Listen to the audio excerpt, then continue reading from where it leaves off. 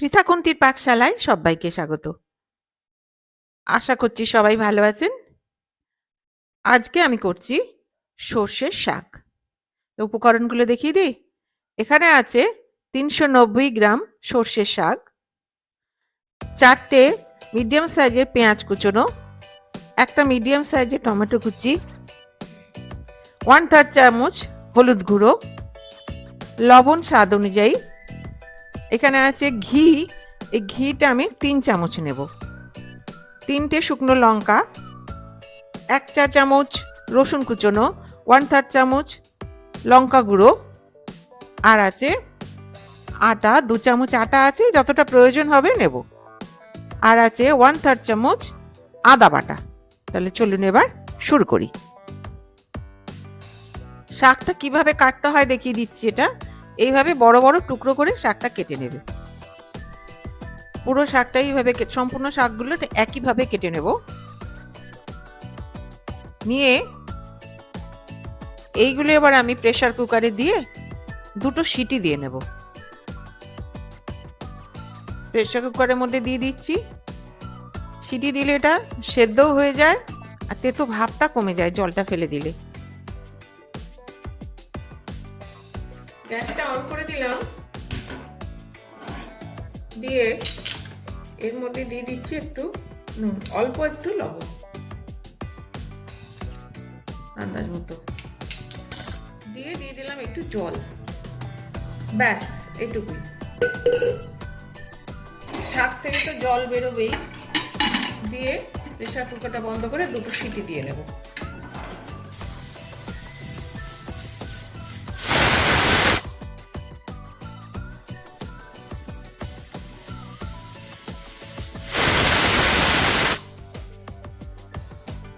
ঠান্ডা হয়ে গেছে এটা। এবার এটা খুলে দিলাম। খুলে এই শাকটা আমি তুলে নিচ্ছি এটার মধ্যে।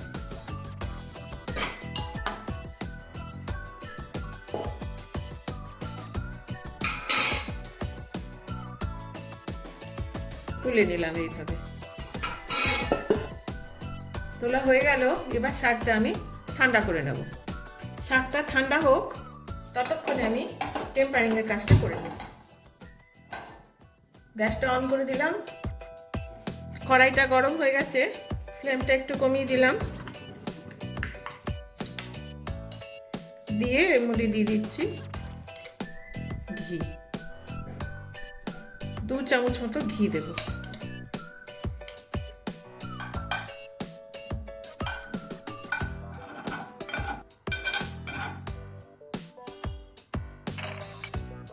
ঘিটা গরম হয়ে গেল।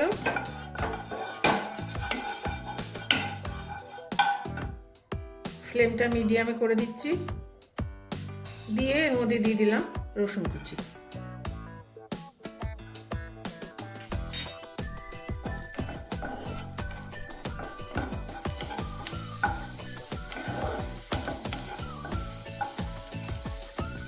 একটু নেড়ে চেড়ে নিয়ে দিয়ে দিলাম এবার পেঁয়াজ কুচনো।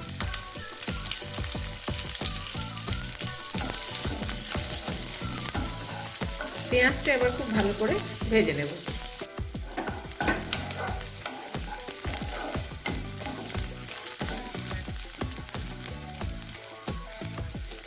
পেঁয়াজটা হালকা ব্রাউন হয়ে গেছে, দেখিয়ে দিচ্ছি একবার। লাইট ব্রাউন হয়ে গেছে মোটামুটি ভাজা। এই সময় আমি দিয়ে দিলাম টমেটো কুচনো। দিয়ে একটু নেড়ে নিচ্ছি। 3-4 মিনিট ভেজে নিলাম। নিয়ে ফ্লেমটা কমিয়ে দিচ্ছি। দিয়ে দিলাম লঙ্কা গুঁড়ো, দিয়ে দিচ্ছি হলুদ গুঁড়ো,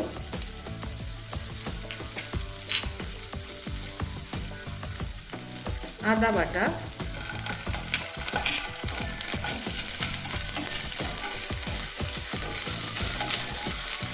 মিশিয়ে দিলাম।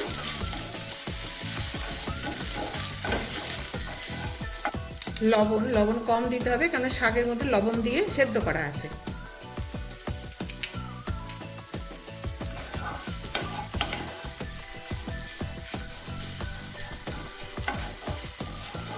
মশলার গন্ধটা চলে যাওয়া পর্যন্ত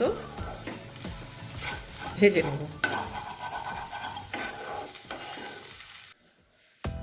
শাকটা ঠান্ডা হয়ে গেছে, এইটা এবারে চিপে নিচ্ছি, রস বের করে নিচ্ছি।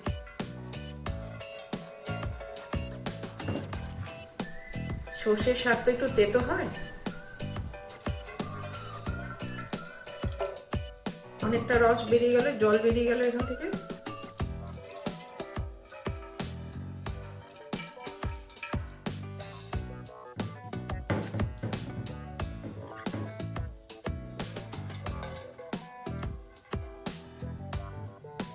এইবারে হাত দিয়ে এগুলো আমি চটকে নেব। এটা গ্রাইন্ডারও পেস্ট করে নেওয়া যায়, কিন্তু আমি এটা চটকে নিচ্ছি।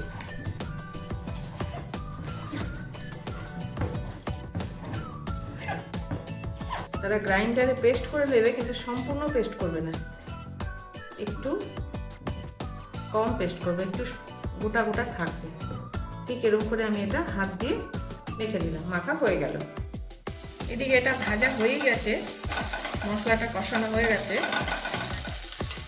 এইবার এর মধ্যে আমি দিয়ে দিচ্ছি এই শাকটা।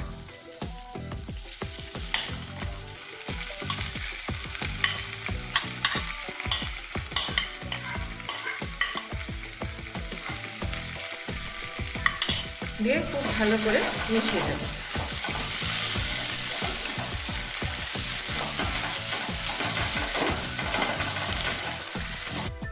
এর মধ্যে একটা সুগার ফ্রি আমি দিয়ে দিলাম, এটা মিষ্টি না হলে ভালো লাগে না। যারা সুগার ফ্রি খাবে না তারা চিনি দিয়ে দেবে। এটা এই নরম নরম আছে তো, গলতে গলতে এটা গলে যাবে। একটু খুন্তিটা দিয়ে চেপে দিলে এটা গলে যাবে।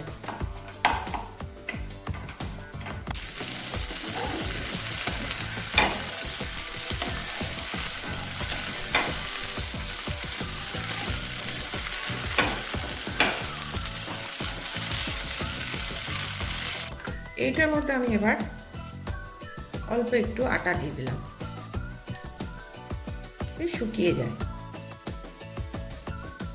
2 চামচ আটা রেখেছিলাম, তার থেকে একটু আটা আমি দিয়ে দিলাম, দিয়ে ভালো করে মিশিয়ে দিচ্ছি।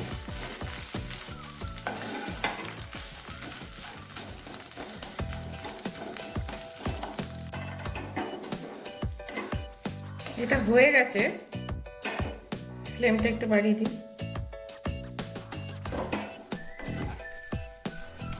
মশলা মেশানো হয়ে গেছে, আটাটা মিশিয়ে দিয়েছি, যে বাইন্ডিংটা ভালো হবে, মানে ঘন হবে, জল বেরিয়ে যাবে না শাকের থেকে।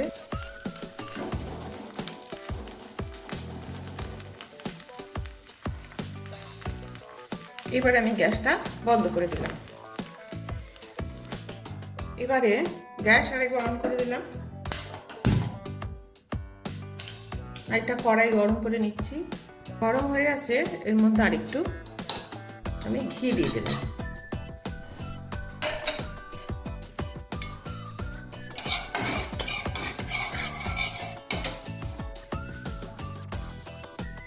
দিয়ে এর মধ্যে লঙ্কা ফোড়ন দিলাম, শুধু লঙ্কা।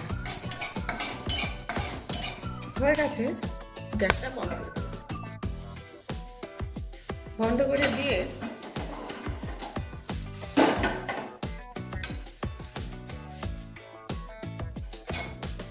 এটার মধ্যে মিশিয়ে দিলাম।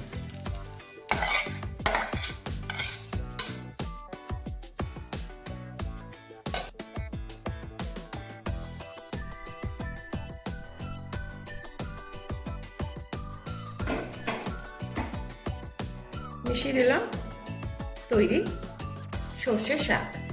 এইবার এটা আমি এই বাটিটার মধ্যে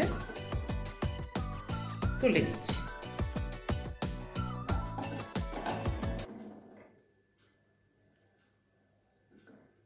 তুলে নেবো এই বাটিটাতে। তৈরি আমার সর্ষের শাক। এটা খেতে অত্যন্ত সুন্দর লাগে। এটা ভাত দিয়ে যতটা ভালো লাগে, রুটি পরোটা দিয়েও ততটাই ভালো লাগে। আর যারা সর্ষের শাক খায় না, তারাও এটা খাবে। এটার মধ্যে তেতো ভাব থাকবে না একদম, জলটা আমি ফেলে দিয়েছি সেই জন্য। আর একটু মিষ্টিও দেওয়া আছে, সেই জন্য এটা অত্যন্ত সুস্বাদু। তাহলে বন্ধুরা, আমার এই ভিডিওটি যদি ভালো লেগে থাকে তাহলে প্লিজ সাবস্ক্রাইব করবেন, give a thumbs up, share, আর হ্যাঁ, কমেন্ট করতে ভুলবেন না। আর পাশে থাকা বেল আইকনটি প্রেস করে দেবেন, যাতে আমার ভিডিওর নোটিফিকেশনগুলো সবার আগে আপনার কাছে পৌঁছে যায়। ধন্যবাদ।